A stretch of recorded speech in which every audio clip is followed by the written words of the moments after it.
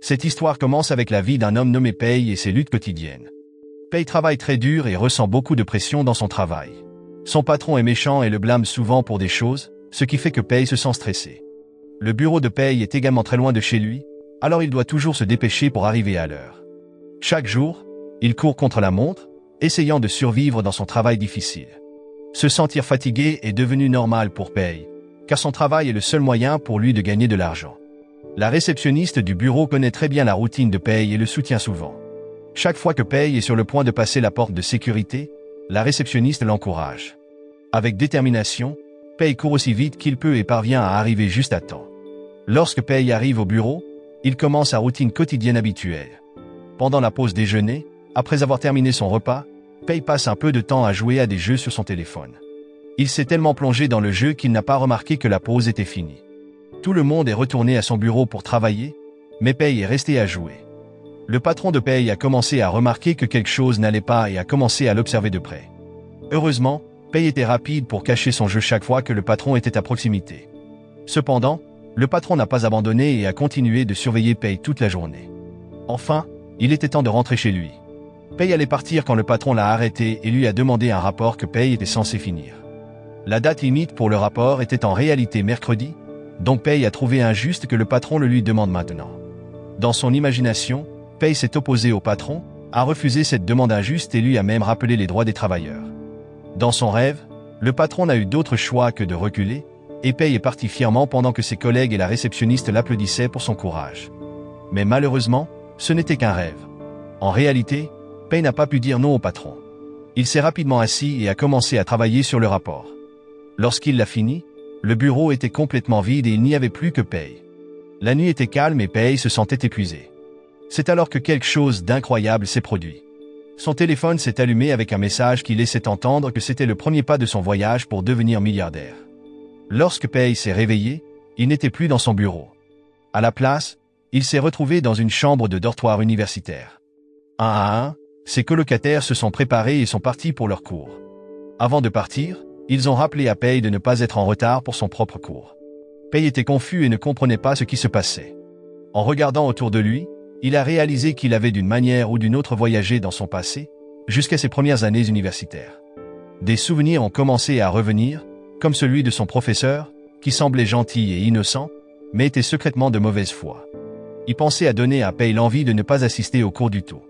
Pei a pensé à demander de l'aide à un bureau de voyage dans le temps pour comprendre ce qui se passait. Mais il a ensuite ri de lui-même, car bien sûr, un tel endroit n'existait pas. Alors, il a décidé de profiter de cette deuxième chance et de tirer le meilleur parti de sa nouvelle vie. Cette fois, Pei voulait atteindre le succès dont il avait toujours rêvé. Soudainement, quelque chose de surprenant s'est produit. Un système appelé riche s'est présenté à Pei. Le système a expliqué qu'il pouvait rendre Pei très riche, mais qu'il devait suivre ses règles. Le système donnerait à Pei un fonds de départ pour créer sa propre entreprise. Pei devait utiliser l'argent judicieusement pour faire croître l'entreprise. Tous les bénéfices réalisés seraient à lui et il pourrait les dépenser comme il le souhaitait. Mais avant cela, le système a donné à Pei une quête à accomplir. Ce n'est qu'après cela qu'il pourrait commencer son voyage vers le succès. Après avoir nommé son entreprise de jeux Tangda, Pei a été chargé de créer une simulation de jeu. Avant de partir, Rich a averti Pei de ne parler à personne du système. S'il enfreignait la règle, quelque chose de terrible lui arriverait. Pei a rapidement accepté, ne voulant rien laisser gâcher sa chance de succès. Ne sachant pas quoi faire ensuite, Pei a demandé conseil à son colocataire, Ma. Ma lui a suggéré d'utiliser un service de création de jeux bon marché pour l'aider dans sa tâche. Suivant ce conseil, Pei s'est inscrit sur un site de création de jeux et a commencé à concevoir un jeu de course.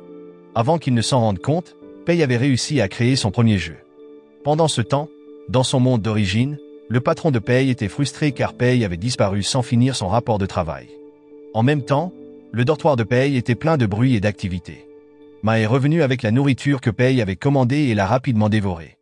Un des amis de Ma lui a rappelé de finir de manger pour qu'ils puissent jouer ensemble. Ensuite, Ma a appelé leurs autres colocataires pour qu'ils se joignent à la fête. Lorsqu'ils ont invité Pei à jouer, il a refusé, expliquant qu'il n'avait pas bien dormi la veille. Réalisant qu'il faisait trop de bruit pendant que Pei se reposait, Ma s'est excusé. Mais pour Pei, l'ambiance animée du dortoir était quelque chose qu'il avait manqué. Après l'université, la vie était devenue uniquement une question de travail acharné, ne lui laissant aucun temps pour profiter des jeux ou se détendre. Maintenant, Avec l'aide du système, Pei se sentait confiant qu'il pourrait gagner de l'argent facilement. Il croyait même qu'il pourrait se permettre de mener une vie paresseuse, profitant de sa richesse sans souci. La scène change pour un blogueur de jeux nommé Ao. Chaque semaine, Ao écrit des critiques sur des mauvais jeux. Il ne gagne pas beaucoup d'argent, donc il vit dans une petite chambre et mange souvent des nouilles instantanées. Malgré cela, Ao continue de travailler dur pour rédiger ses critiques.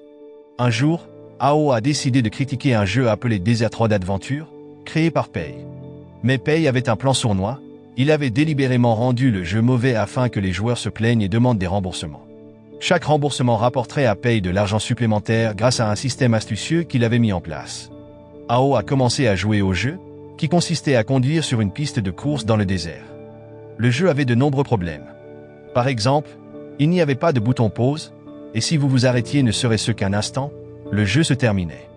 Ao était frustré, mais il continuait de jouer car il devait écrire sa critique. Le pire, c'est que le jeu devait être joué pendant plus de 8 heures pour être terminé. À ce moment-là, Ao a affronté de nombreux défis et est devenu très agacé. Il a dû rester calme, comme un sage moine face à un singe espiègle. Enfin, après des heures de lutte, Ao est arrivé à la fin du jeu. Mais au lieu d'une récompense, le jeu lui a affiché un message disant « Félicitations, Ao, d'avoir gaspillé 8 heures de ta vie à terminer ce jeu poubelle. » En lisant cela, Ao n'a pas pu y croire. Tout son hard work avait mené à cette fin ridicule. Le lendemain, Pei a demandé à Rich à propos du flux d'argent dans le système, mais il n'y avait aucun revenu. En même temps, Pei a appris que son jeu, Desert Road Adventure, était devenu super populaire. Au lieu de se réjouir, Pei était agacé.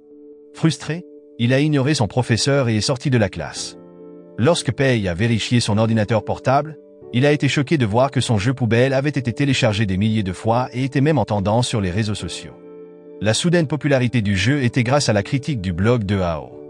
Se rendant compte de cela, Pei a ajouté un message à l'intro du jeu, disant qu'il ne valait pas la peine d'être joué et encourageant les joueurs à demander des remboursements. Mais au lieu de se fâcher, les joueurs ont pardonné à Pei d'avoir créé un tel mauvais jeu. Cela a encore plus agacé Pei, car son plan pour transformer l'argent de l'entreprise en son propre profit avait complètement échoué. Tout ce qu'il pouvait faire maintenant, c'était accepter les gains de l'entreprise provenant des ventes du jeu. Pendant ce temps, une responsable nommée Chiyan a soumis un rapport à son patron, Monsieur Lee. Le rapport mentionnait un petit studio de jeu ayant créé un jeu poubelle avec des téléchargements élevés. Cependant, Chiyan n'était pas intéressée, car le jeu était vendu à un prix si bas.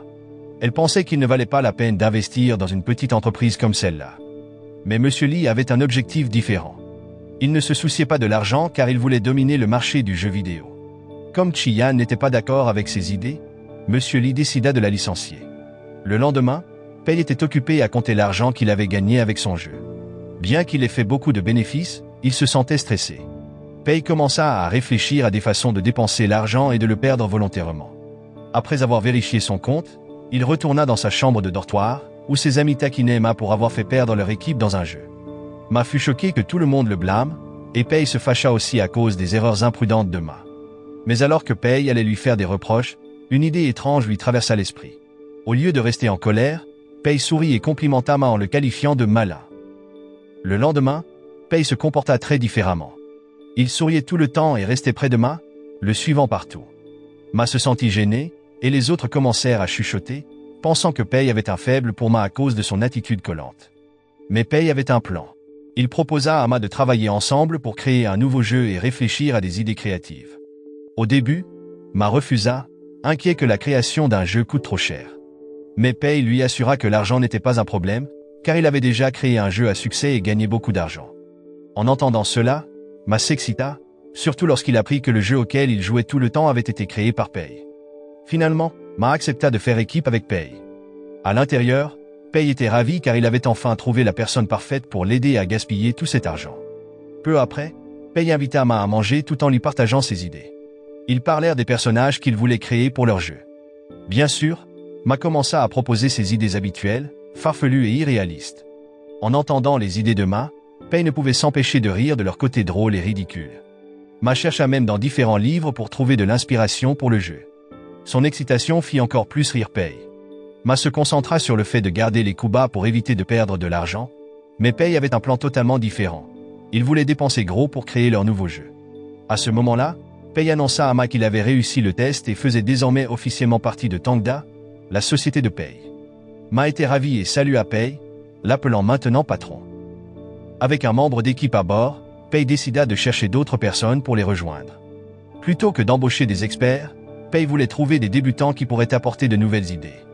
Il commença à chercher sur son ordinateur portable et trouva rapidement un nouveau candidat. Après leur discussion, Pei et Ma célébrèrent le début de leur partenariat. Ma était particulièrement heureux lorsque Pei lui annonça qu'il recevrait un salaire mensuel de 6 millions. En secret, Pei pensa que si ce n'était pas pour le système qui contrôlait les salaires, il aurait peut-être payé Ma encore plus. Ce que Pei appréciait le plus chez Ma, c'était sa personnalité pure et innocente, et c'était l'une de ses meilleures qualités. Peu après, Pei et Ma allèrent faire un tour en petit bateau tout en discutant du jeu qu'ils étaient en train de créer. Ils parlèrent des personnages et des conceptions du jeu. Mais comme d'habitude, Pei empêcha Ma de proposer de bonnes conceptions, disant que leur jeu devait être simple. Pendant ce temps, le conducteur du bateau était surpris de voir à quel point Pei et Ma semblaient proches, ressentant une petite jalousie envers leur amitié. Pendant la balade, Ma parla à Pei d'un artiste de bande dessinée amateur qui pourrait les aider à concevoir les personnages du jeu pour Tangda. Pei aimait l'idée, car il voulait un amateur pour s'assurer que le jeu ne devienne pas trop populaire, bien que cela coûte beaucoup d'argent. Et Ma, étant innocent, ne se rendit pas compte du plan sournois de Pei. Pei et Ma contactèrent ensuite l'artiste, Ruan Gung Jian, via un appel vidéo. Ma expliqua que les dessins de Ruan sur la plateforme Esro étaient exactement ce que Pei recherchait. Au début, Ruan demanda un paiement élevé, ce qui choqua Ma. Mais Pei s'en moquait et accepta immédiatement de payer la somme, laissant à Ruan aucune autre option que d'accepter l'offre. Ainsi, Tangda s'associa officiellement avec Ruan. Excité par le nouveau projet, Ruan rassembla son équipe pour en discuter. Au début, l'équipe était hésitante, car l'offre de Pei semblait trop belle pour être vraie. Mais Ruan les convainquit d'accepter le travail, surtout parce que Pei avait déjà facilité les choses en payant un acompte. L'équipe eut 2 semaines pour terminer leur conception et travailla dur pour respecter le délai. Enfin, le jour de la soumission arriva. Ma informa Pei que l'équipe de Ruan avait terminé leur travail. Pei répondit calmement à Ma qu'il s'occuperait de télécharger le nouveau jeu sur les médias. Avant sa sortie, Ma avait déjà testé le jeu 2 fois. Maintenant, c'était au tour de Pei de lancer officiellement le dernier jeu de Tangda. Un jour, Ma montra à Pei les œuvres créées par Ruan et son équipe. Pei fut choqué lorsqu'il les vit, car les dessins étaient incroyables. Mais ce n'était pas du tout ce que Pei voulait.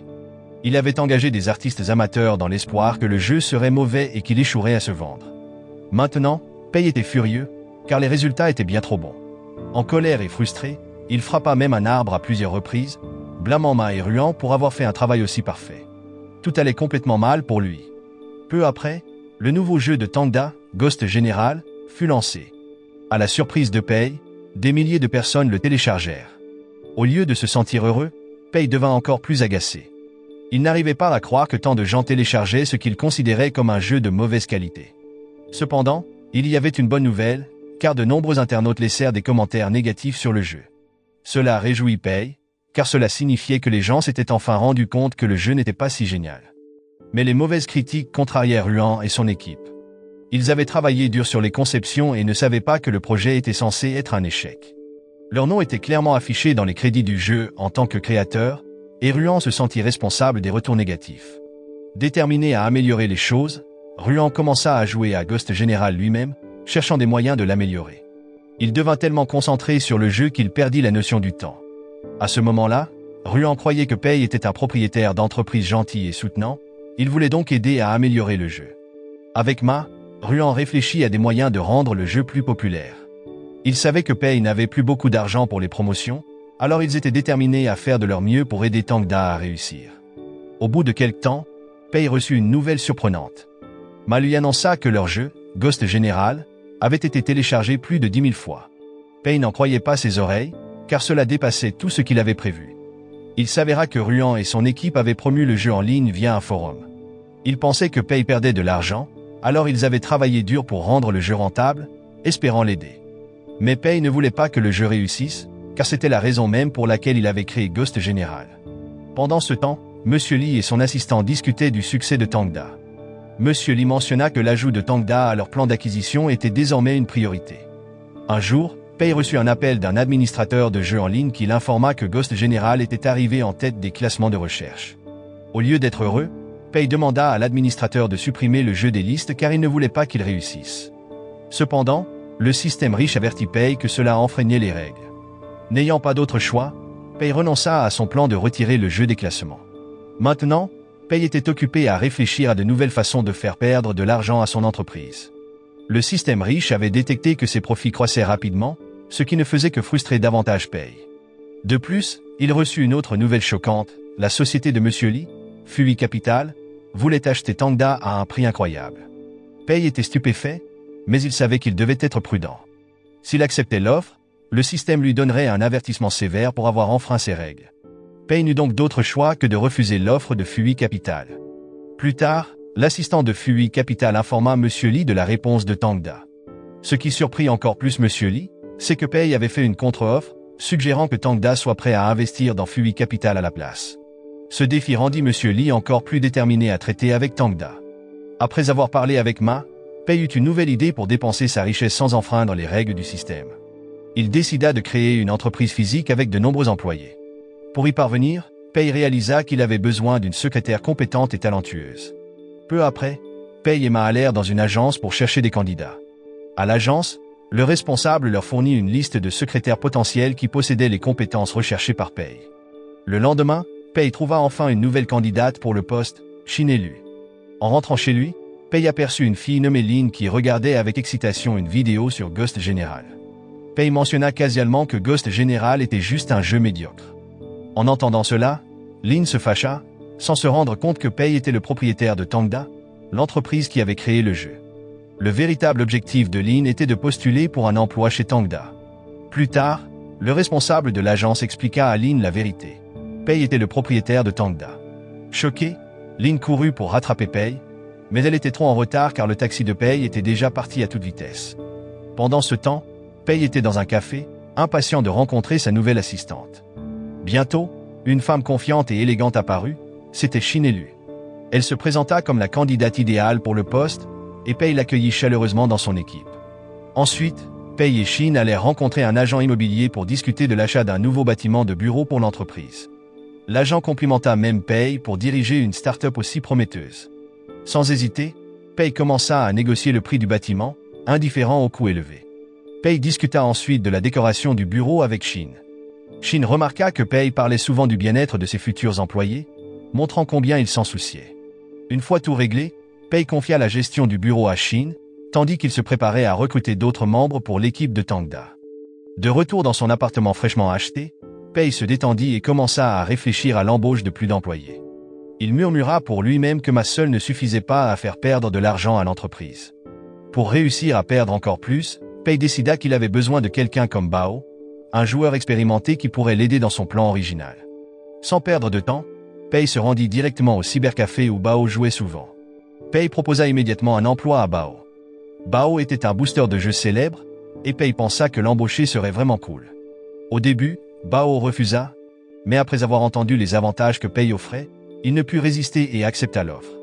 Satisfait, Pei rentra chez lui pour se reposer. Le lendemain, au bureau, Pei fut approché par un homme nommé Wang, qui souhaitait postuler pour un emploi chez Tangda. Pei commença à discuter avec lui et apprit que Wang travaillait encore dans une autre entreprise et était venu pendant sa pause déjeuner pour postuler. En discutant, Wang rencontra son supérieur, Liu, qui était aussi là pour postuler. Cependant, Liu était arrogant et prétentieux, ce qui agaçait Pei. Ils se rendirent tous dans le bureau de Pei, où Wang eut la surprise de réaliser que Pei était en fait le patron de Tangda. Sans perdre de temps, Pei commença l'entretien et, à la grande surprise de Wang, il fut embauché avec un salaire incroyable. Pour Pei, rendre ses employés riches et heureux faisait partie de son plan unique pour perdre de l'argent. Après le travail, Pei comptait se détendre, mais il reçut une visite inattendue. C'était Lin. Lin avait travaillé chez Tinhuo Studio, mais elle avait causé tellement de problèmes qu'elle avait été renvoyée. Pei fut surpris lorsque Shin lui raconta l'histoire de Lin, mais il pensa que Lin serait parfaite pour l'aider à perdre de l'argent. Ainsi, Lin fut embauchée, même si elle n'avait postulé que pour le plaisir, dans l'espoir de rencontrer Pei. Pendant ce temps, Wang expliqua à Liu qu'il avait été embauché chez Tangda. Liu se moqua de Wang, mais Wang ne resta pas silencieux. Il expliqua avec assurance pourquoi Pei avait rejeté Liu, laissant Liu complètement choqué. La scène se déplaça alors dans la chambre de dortoir de Ma, où ses amis étaient inquiets car cela faisait longtemps qu'ils n'avaient pas vu Pei. Ils demandèrent à Ma des nouvelles de Pei, le prenant de court. Nerveux, Ma mentit en disant que Pei avait un travail à temps partiel, ce qui le faisait rentrer tard et louer une chambre en dehors du dortoir. Ma était anxieux, de peur de gâcher son histoire.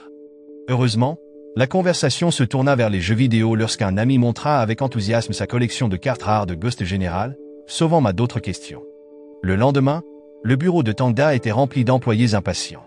Tout le monde s'ennuyait car tout ce qu'il faisait était de se détendre, et il n'était même pas autorisé à faire des heures supplémentaires, ne recevant que des tâches liées au jeu.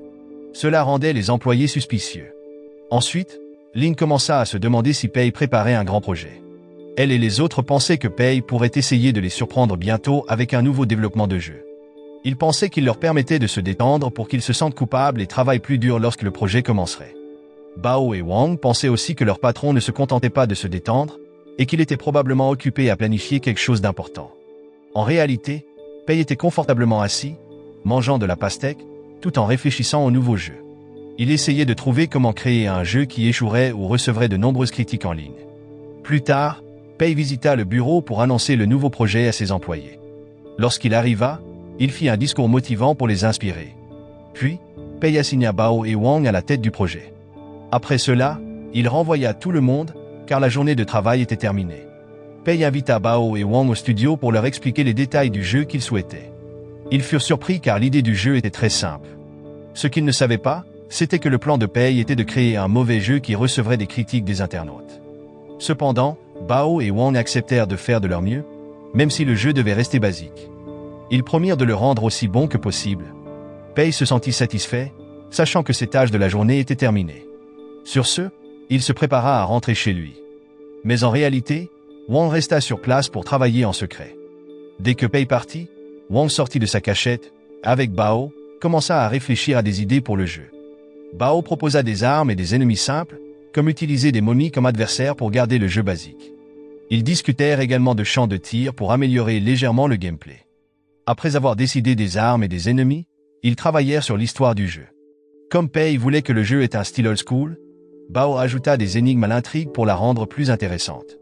Une fois leurs idées finalisées, Bao et Wang se mirent immédiatement au travail.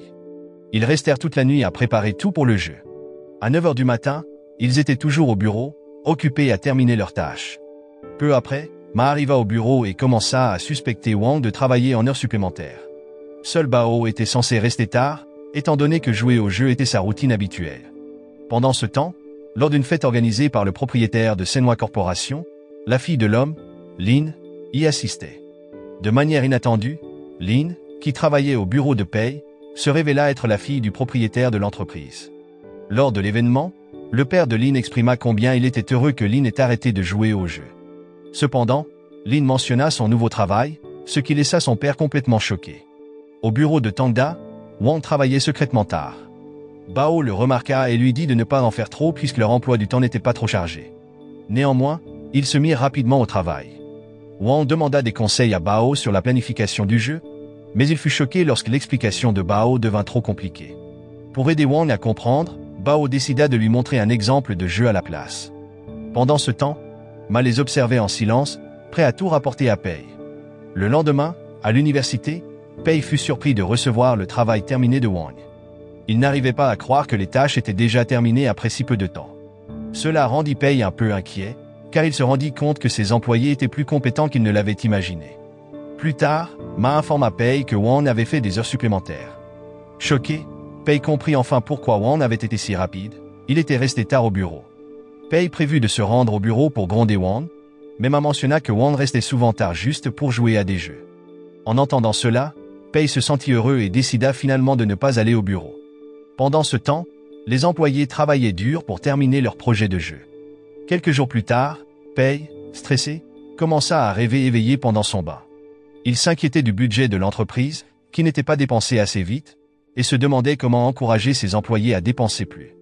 À ce moment-là, Ma entra pour lui signaler que les employés avaient fait des heures supplémentaires. Cela donna une idée à Pei, il décida de leur accorder un paiement supplémentaire pour les heures supplémentaires. Plus tard, lorsque Pei arriva au bureau, il examina plusieurs rapports de Wang. Se sentant dépassé, il dit à Wang et aux autres de continuer à travailler joyeusement sans se soucier de ses commentaires. Un jour, Pei entendit le bruit d'une livraison de nourriture et eut une idée. Il décida d'offrir le déjeuner gratuit à tous ses employés comme nouvel avantage au bureau. Cependant, ce geste de gentillesse fit ressentir de la culpabilité à Lin et aux autres employés. Ils voulaient rendre leur paiement pour les heures supplémentaires, pensant que Pei était trop généreux. Lorsque Lin tenta de rendre l'argent, Pei refusa gentiment et leur dit de profiter simplement des nouveaux avantages. Plus tard, Pei demanda à Bao d'augmenter le budget pour leur projet de jeu. Bao suggéra d'acheter leur propre serveur, ce qui choqua Pei. Selon le système, acheter un serveur serait compté comme une perte. Pei dit donc à Bao de se concentrer plutôt sur des dépenses accrues dans le département de production du jeu. Le lendemain, les employés se rassemblèrent pour continuer à travailler sur la conception du jeu.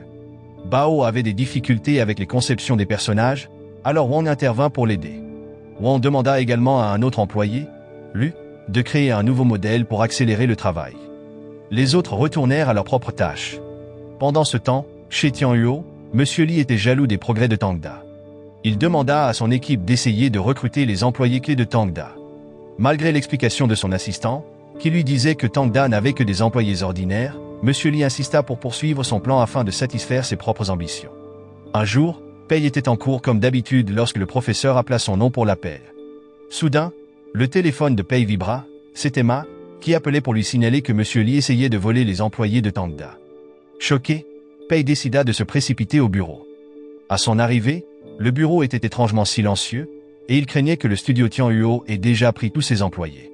Juste au moment où Pei allait perdre son calme, Ma l'arrêta, essayant de le calmer. Pei se sentait inquiet, pensant que son équipe l'avait quitté, mais ses craintes disparurent lorsque Wang et les autres arrivèrent. Wang expliqua qu'il venait juste de vérifier le jeu dans le studio. Soulagé, Pei réalisa que tout allait bien et que la sortie du jeu continuerait comme prévu pour dépenser l'argent de l'entreprise. Plus tard, Pei regarda le jeu terminé avec ses employés. À sa grande surprise, le jeu, réalisé par des amateurs, s'avéra vraiment bon. Pei était confus sur la manière de générer des pertes ensuite, mais il trouva rapidement une autre idée. Il proposa une sortie d'équipe et demanda à ses employés de choisir un endroit amusant à visiter pour renforcer l'esprit d'équipe. Peu de temps après, Yunko, l'assistant de Monsieur Li, arriva. Yunko révéla que Monsieur Li de Capital Fui était à l'origine du chaos. Le studio Tianhuo ciblait maintenant Tangda, répandant de fausses rumeurs en ligne et engageant même des gens pour dénigrer l'entreprise. Cependant, après avoir visité Tangda, Yunko s'intéressa à l'idée de travailler là-bas. Pei, cependant, refusa l'offre de Yunko et demanda immédiatement à Shin de gérer la situation et d'envoyer Yunko loin. Le lendemain, les employés de Tangda décidèrent de visiter une salle de sport tout en discutant de leur prochaine sortie en équipe. Après un moment, Wang et les autres demandèrent l'avis de Lin, car elle connaissait le mieux Pei. Lin suggéra de visiter le studio Tianhuo comme destination. Tout le monde accepta et commença à préparer leur sortie de consolidation d'équipe. Ce soir-là, Pei et ses employés sortirent dans un restaurant chic pour dépenser davantage du budget de l'entreprise. Même après le dîner, ils n'avaient toujours pas utilisé assez d'argent, alors Pei organisa pour qu'ils passent la nuit à l'hôtel. Le lendemain matin, Pei et son équipe se rendirent au studio Tianhuo. Ils furent chaleureusement accueillis, bien que le personnel de Tianhuo semblât un peu suspicieux de leur visite. Peu après, Pei rencontra le président du studio, Zuo, et ils se serrèrent la main poliment. Pendant que les employés de Pei visitaient le studio, la secrétaire de Zuo le laissa seul avec Pei, et les deux commencèrent à discuter. Zuo proposa de montrer à Pei leur collection de figurines de jeu, mais avant qu'ils ne puissent le faire, les employés de Pei revinrent. Ils commencèrent à se plaindre de l'environnement de travail chez Tianhuo, disant que ce n'était pas aussi confortable qu'à Tangda. En entendant cela, Zuo fut contrarié. Plus tard, l'équipe de Tianhuo rejoignit la réunion pour se présenter à l'équipe de Tangda. Ma demanda des informations sur les heures supplémentaires chez Tianhuo et se montra curieux au sujet de la rémunération des heures supplémentaires. Zuo admit que Tianhuo ne fournissait pas de primes pour les heures supplémentaires, ce qui choqua les employés de Tangda. Ils réalisèrent à quel point ils étaient chanceux de travailler pour Tangda. Cependant, la secrétaire de Tianhuo tenta de mettre Lin dans l'embarras en lui reprochant d'avoir quitté une grande entreprise pour travailler dans une petite start-up comme Tangda. Pei intervint et encouragea Lin à parler avec confiance de leur entreprise. À la surprise de Lin, Pei la présenta soudainement comme superviseur. Lin parla alors avec passion de la vision créative que Pei avait apportée à leur jeu, impressionnant tout le monde. En entendant les paroles inspirantes de Lin, les employés de Tianhuo ne purent s'empêcher de l'admirer, ainsi que Tangda. Cela laissa l'équipe de Tianhuo dans l'embarras, au lieu de se sentir victorieuse. Pendant la réunion, Zuo présenta fièrement le dernier projet de jeu de Tianhuo. L'équipe de Tangda fut invitée dans la salle de présentation du studio Tianhuo, où Zuo révéla avec enthousiasme leur nouveau jeu, Bullet Train. Il affirma avec confiance que Bullet Train surpasserait le jeu de Tangda, Offshore Platform. Au fil de la journée, Zuo continua à se vanter de son jeu, ce qui rendit les employés de Tangda nerveux face à la concurrence. Pendant ce temps, Pei semblait complètement détendu. Il avait même l'air content, comme s'il ne se souciait pas que Offshore Platform puisse perdre face à Bullet Train. Wang et les autres employés de Tangda, cependant, s'inquiétaient de savoir ce que Pei ressentait vraiment. Après avoir visité le studio Tianhuo, l'équipe de Tangda se remit rapidement au travail pour améliorer Offshore Platform afin de concurrencer Bullet Train. Mais Pei avait un autre plan. Il donna à ses employés des jours de vacances supplémentaires, espérant qu'ils se détendraient et ralentiraient leur travail. À sa grande surprise, l'équipe travailla encore plus vite. Lorsque Pei apprit leur progrès, il fut choqué. Pour célébrer leur travail acharné, Pei demanda à Shin d'organiser un événement de renforcement des liens pour l'équipe. Quelques jours plus tard, l'équipe de Tangda se rassembla pour un dîner spécial organisé par Pei. Ils dégustèrent de délicieux repas, burent de l'alcool et chantèrent au karaoké. Ce qui avait commencé comme une fête amusante se transforma en un moment émouvant. Bao et les autres employés devinrent émotifs, remerciant Pei d'être un patron si gentil et attentionné. L'équipe continua de célébrer tard dans la nuit, profitant de leur temps ensemble dans une ambiance détendue et joyeuse. Après un certain temps, ce fut enfin le jour du lancement du jeu de Tangda. Mais les choses ne se passèrent pas comme prévu, car l'équipe avait raté leur chance de sortir le jeu en même temps que Bullet Train de Tianhuo. Ils avaient trop dormi, les mettant bien en retard. Peu après, Lin arriva en retard parce qu'elle avait trop bu lors de la célébration. Même s'ils étaient en retard, ils décidèrent de lancer Offshore Platform. Malheureusement, le jeu n'a pas attiré beaucoup d'attention, et sa promotion a été très faible par rapport à celle de Bullet Train. En réalisant cela, les employés demandèrent à Shin un budget pour promouvoir le jeu. Cependant, Shin admit qu'elle était inquiète car Pei n'avait pas prévu de financement pour les endorsements. C'est alors que Lin intervint et se porta volontaire pour gérer la promotion. Plus tard, Lin se réunit avec Wang et Bao pour réfléchir à des idées. Pendant leur discussion, Lin mentionna Zeji Shen, une figure célèbre dans le monde des e-sports. Bao fut surpris au début, mais expliqua rapidement que tout le monde dans le milieu du jeu connaissait Zeji, car il était très populaire. Lin dit alors avec confiance que si Zeji essayait Offshore Platform, il l'adorerait. Cela donna à l'équipe un nouvel espoir et de l'enthousiasme, alors qu'ils attendaient des nouvelles de Zeji. Puis, Zeji décida enfin d'essayer Offshore Platform. Au début, il fut choqué par le prix élevé de l'une des armes spéciales, ce qui éveilla encore plus sa curiosité pour le jeu. Pensant qu'il pourrait être mauvais, Zeji commença à jouer, impatient de découvrir les défis que le jeu avait à offrir. Pendant le jeu, Zeji rencontra un personnage non-joueur féminin muet. Au début, il pensait que le PNJ était inutile, mais lorsqu'il fut blessé par des momies, le PNJ l'aida à se soigner. Cela donna à Zeji la motivation de continuer à jouer et à vaincre les ennemis. Au fil du temps, il devint accro à Offshore Platform en raison de son message moral intéressant et de ses énigmes intelligentes, même en trompant un joueur expert comme lui. Bientôt, Zeji décida de visiter le bureau derrière Offshore Platform. Sa visite attira une foule de journalistes, car la venue d'un joueur célèbre dans le bureau créa un engouement. Lin et son équipe étaient ravis, car leur jeu avait une promotion gratuite sans qu'il n'ait à lever le petit doigt. Après le départ des journalistes, Zeji vérifia à nouveau l'arme spéciale du jeu. Il surprit tout le monde en disant qu'il l'avait acheté avec son propre argent. Cela signifiait que Lin et son équipe n'avaient pas à le payer pour son endorsement. Pendant ce temps, Pei était en classe, ayant l'air joyeux et excité. Il pensait que le jeu était sur le point d'échouer et de finalement perdre de l'argent. Mais Ma arriva pour lui annoncer le succès du jeu. En entendant cela, Pei soupira et retourna au bureau, réalisant que son plan s'était déroulé de manière totalement différente de ce qu'il avait prévu. Quand Pei arriva au bureau, il fut accueilli avec du champagne et une grande célébration. Se sentant accablé, il se rendit dans sa chambre pour se calmer. Pei commença à suspecter que quelqu'un avait saboté son plan, car au lieu de créer le chaos, le projet était devenu un énorme succès. Frustré, il demanda à Wang d'écrire tout ce que le personnel avait fait. À sa grande surprise, Pei réalisa que le saboteur n'était autre que lui-même. Toutes ces mauvaises idées pour le jeu étaient accidentellement devenues des caractéristiques qui rendirent Offshore Platform incroyablement populaire. Pei décida de prendre un moment pour se détendre et réfléchir. Lin remarqua le comportement étrange de Pei et s'inquiéta. Elle le trouva dans un endroit calme et l'encouragea, en disant qu'ils pouvaient tous faire face aux défis ensemble en tant qu'équipe. Les paroles de Lin inspirèrent Pei. Il réalisa que, au lieu de simplement gaspiller de l'argent, Il pouvait partager l'expérience avec ses employés de Tangda et en faire un voyage amusant pour tout le monde. Plus tard, Pei s'assit dans son bureau, plongé dans ses pensées. Il était agité, comparant ses employés à Ruan, qui avaient travaillé dur pour s'assurer que leurs efforts réussissent. Pei commença à réfléchir à des moyens de tromper le système riche tout en continuant à dépenser de l'argent de manière imprudente pour l'entreprise. Il se demanda comment transformer le gaspillage d'argent en une entreprise rentable. Finalement, Pei demanda de l'aide au système, mais celui-ci lui donna des règles strictes. Le système n'autoriserait pas Pei à dépenser de l'argent de manière irresponsable, surtout pour des choses non liées à l'entreprise. Pei resta perplexe, cherchant à comprendre sa prochaine étape. Pei finit par trouver un plan. Il décida de donner à ses employés un quota de remboursement pour qu'ils puissent dépenser plus d'argent. Pei resta éveillé tard, réfléchissant aux détails de son idée. Pendant qu'il travaillait, Shin arriva et lui demanda si quelque chose n'allait pas. Au début, Pei refusa son aide, mais ensuite il lui demanda son avis sur la manière de justifier les dépenses. Shin fut surprise lorsque Pei lui demanda de trouver une excuse pour utiliser des dépenses personnelles comme achat de bureau. Après réflexion, Shin suggéra d'ajouter un salaire supplémentaire et de donner à chaque employé une carte de shopping.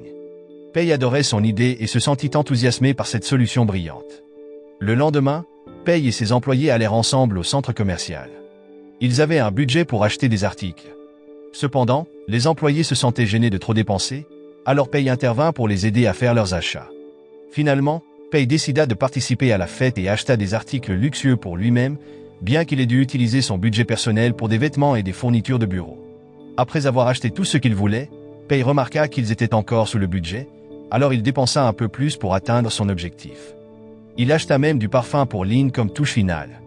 Une fois la séance de shopping terminée, Pei mena joyeusement ses employés chez eux, satisfait que son plan ait fonctionné.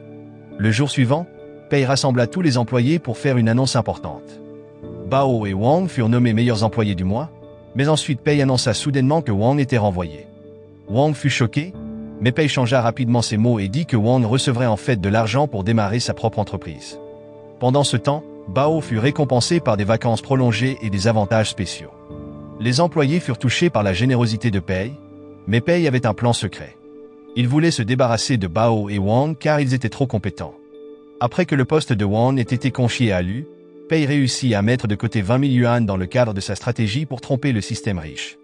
Plus tard, les employés félicitèrent Wang, le félicitant pour avoir reçu un financement pour son entreprise de la part de Pei. Shin accompagna Wang à la sortie, discutant avec lui en chemin. En passant devant le bureau de Pei, Shin lui demanda s'il voulait s'arrêter. Wang refusa, pensant que Pei se sentait déprimé. Mais Wang se trompait, car Pei était dans son bureau, dansant joyeusement, car son plan pour écarter ses meilleurs employés avait parfaitement fonctionné. Pendant ce temps, Lu et Lin commencèrent à travailler ensemble sur un nouveau projet de jeu. Ils rencontrèrent Pei pour réfléchir à des idées pour le jeu. Cette fois, Pei décida de prendre le contrôle du projet pour s'assurer que le jeu ne serait pas trop bon. Il réalisa qu'il avait trop fait confiance à Bao et Wang auparavant, ce qui avait conduit à un succès inattendu. Déterminé à ne pas répéter cette erreur, Pei décida de guider directement ses nouveaux membres de l'équipe. À ce moment-là, Lu était plus confus que jamais. Les instructions de Pei n'avaient pas de sens, et Lu ne pouvait pas comprendre ce que Pei voulait. Cependant, Lin faisait confiance à Pei et croyait qu'il avait un plan plus grand en tête. Pei suggéra même de créer un jeu étrange pour exposer les secrets du monde du jeu. Cela laissa Lu se demander pourquoi Pei voulait ruiner la réputation des développeurs de jeux. Pei, marmonnant pour lui-même, expliqua que le nouveau jeu était conçu pour que les joueurs ne l'apprécient pas intentionnellement. Le lendemain, Pei se réunit à nouveau avec Lin et Lu pour discuter de leur projet. Il donna des instructions sur la façon de créer le mauvais jeu qu'il avait imaginé. Pendant que Lin et Lu se mettaient au travail, Pei reçut des vidéos de vacances de Bao, qui profitait de son temps libre. Pendant ce temps, Pei demanda à Lu de faire du doublage pour le jeu, espérant que cela contribuerait à son échec. Lu eut du mal, se sentant stressé après plusieurs prises ratées. Pendant une pause, Lin et Lu parlèrent des jeux et de leur processus de développement. Le personnel d'enregistrement se joignit à la conversation, curieux de savoir pourquoi les jeux de leur entreprise semblaient toujours échouer. Lu et Lin expliquèrent leurs pensées, mais ils admettaient également que l'entreprise avait toujours du succès grâce au leadership inhabituel de Pei. Après le travail, tout le monde rentra chez soi, mais Pei contacta Shin pour organiser des vacances pour le personnel. Le lendemain, Pei arriva avec une valise, prêt à partir en voyage. Il donna même des vacances à Ma, bien que l'équipe du projet ait encore du travail à faire. Pendant l'absence de Pei, Bao continuait d'envoyer des vidéos de ses vacances. Finalement, Bao revint, l'air misérable. Il supplia de revenir, disant qu'il se sentait vide sans travail. À ce moment-là, Pei laissa Bao revenir, mais limita ses tâches à jouer uniquement à des jeux. Lorsqu'il lui demanda l'avis de Bao sur quelque chose, Bao refusa de répondre, rappelant à lui que Pei lui avait ordonné de gérer les choses seul dès le départ. Une nuit, Wang visita le bureau de Tangda parce qu'il s'y sentait nostalgique. Avec Bao, il eut l'idée d'améliorer les jeux de Tangda. Le lendemain matin, le bureau était en effervescence, des messages arrivaient de partout. Les employés furent étonnés en apprenant que Offshore Platform et d'autres jeux allaient être améliorés. Cependant, Pei fut choqué lorsqu'il en entendit parler. Il demanda immédiatement une enquête, craignant que les améliorations ne rendent les jeux encore plus populaires, ce qui n'était pas dans ses plans. Pendant ce temps, Ruan décida de rendre visite au bureau de Tangda. À son arrivée, il remit de nouveaux designs pour améliorer Ghost General. Mei-Shin lui suggéra de rencontrer directement Pei, disant que ce serait mieux ainsi. Cela rendit Ruan nerveux, car il n'interagissait pas souvent avec Pei. Lors de sa rencontre avec Pei, Ruan fut réprimandé immédiatement. Cependant, Pei réalisa rapidement que Ruan n'était pas responsable des améliorations des jeux. Changeant de sujet, Pei et Ruan commencèrent à discuter d'autres choses. Ruan donna son avis sur la manière dont Pei gérait les jeux, ce qui donna à Pei une idée. Pei décida alors de retirer Ruan de Ghost General et de l'affecter à un tout nouveau projet de jeu. Pei révéla également son plan de sortir ce nouveau jeu le 1er avril, ce qui rendit Ruan encore plus curieux à propos du projet. Peu de temps après, lui remit le projet de jeu terminé à Pei. Bien que le jeu ne soit pas très bon, Pei était ravi, car il pensait que cela nuirait à l'image de l'entreprise et entraînerait des pertes financières. Plus tard, Lin examina la liste des tâches de Pei et fut perplexe par l'utilisation de AO, un blogueur connu pour critiquer les jeux, pour la promotion.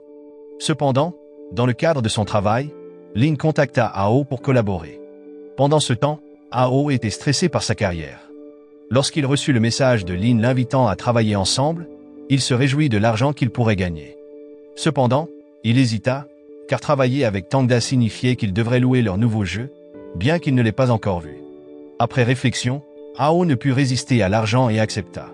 Il publia une vidéo promotionnelle pour le jeu de Tangda, mais le style de la vidéo était complètement différent de ses critiques habituelles. Plus tard, Lin et l'équipe se réunirent pour discuter du nouveau jeu. Lin demanda l'avis de Bao, et à la surprise générale, Bao loua le jeu malgré sa mauvaise qualité. L'équipe rit et continua leur discussion, prête à voir comment les choses allaient se dérouler avec leur nouveau projet. Le lendemain, la vidéo téléchargée par AO provoqua un énorme tollé. Les internautes inondèrent Internet de commentaires négatifs sur le jeu de Tangda, ce qui nuisit encore plus à la carrière de AO. En même temps, des messages effrayants et des colis d'internautes en colère commencèrent à arriver au bureau de Tangda. Les employés commencèrent à s'inquiéter, craignant que Tangda ne soit en train de s'effondrer. Mais Pei était ravi, son plan fonctionnait parfaitement. L'atmosphère au bureau devint morose, l'énergie autrefois joyeuse disparut. C'est alors que Wang intervint, déterminé à sauver la réputation de l'entreprise. Wang présenta une éditrice nommée Yue, qui travaillait pour Fui Capital. Elle décida rapidement de publier une vidéo mettant en avant les déclarations des employés de Tangda, et Yue commença à l'éditer comme demandé par ses supérieurs. Elle travailla sur la vidéo sans délai, mais le lendemain, elle fut publiée sous un titre trompeur qui se répandit sur Internet comme une traînée de poudre. Lin était furieuse lorsqu'elle vit la vidéo et confronta Yue. Pendant leur dispute houleuse, Yue fut choquée d'apprendre que Lin était la fille d'une grande entreprise. Mais elle ne comprenait pas pourquoi Lin avait choisi de travailler dans une start-up en plein essor comme Tangda. Pendant ce temps, AO réfléchissait aux dommages causés par sa vidéo. Confronté à de sévères critiques de la part des internautes, il décida de revoir le jeu de Tangda. En rejouant à ce qu'il appelait le jeu poubelle, AO fut surpris de découvrir sa signification profonde. Chaque partie du jeu révélait les luttes en coulisses, montrant comment les travailleurs étaient souvent blâmés et maltraités par leurs supérieurs. Cela rappela à AO ses propres expériences de vie, et il se sentit ému. Touché par le message caché du jeu, AO décida de créer une nouvelle vidéo pour défendre Tangda, déterminé à montrer la vérité à tout le monde. De son côté, Pei programma une interview avec Yue. Son travail était de mettre en lumière les défauts de Tangda et d'aider à répandre la critique. Sans hésiter, Pei partagea ouvertement ses mauvaises intentions derrière la création des jeux, pensant que cela finirait par détruire son entreprise. Cependant, tout changea lorsque Pei vit une nouvelle vidéo téléchargée par AO. Au lieu de ruiner Tangda, la vidéo défendait l'entreprise et devint virale, restaurant à la fois la réputation de AO et le nom de Tangda. AO expliqua pourquoi il avait travaillé avec Tangda pour lancer le jeu, et les spectateurs furent touchés par la gentillesse de Pei en tant que président. Les employés furent ravis que la réputation de Tangda soit sauvée une fois de plus. Pendant ce temps, Pei se sentit vaincu et commença à réfléchir à de nouvelles façons de provoquer des pertes. Peu de temps après, le président Li appela Pei pour le menacer, mais Pei se sentit étrangement heureux. Il trouva amusant de voir à quel point Li voulait se débarrasser de Tangda. Plus tard, Pei reçut la visite du système riche et se vit confier une nouvelle tâche. Cela laissa Pei complètement choqué, car le système insista pour qu'il accomplisse la tâche avec succès. Ainsi, l'anime continue. La leçon morale de cet anime est: si vous êtes nul pour échouer, félicitations, car vous êtes accidentellement incroyable. De plus, embaucher des types bizarres pourrait bien vous rendre riche pendant que vous êtes occupé à comploter votre propre chute.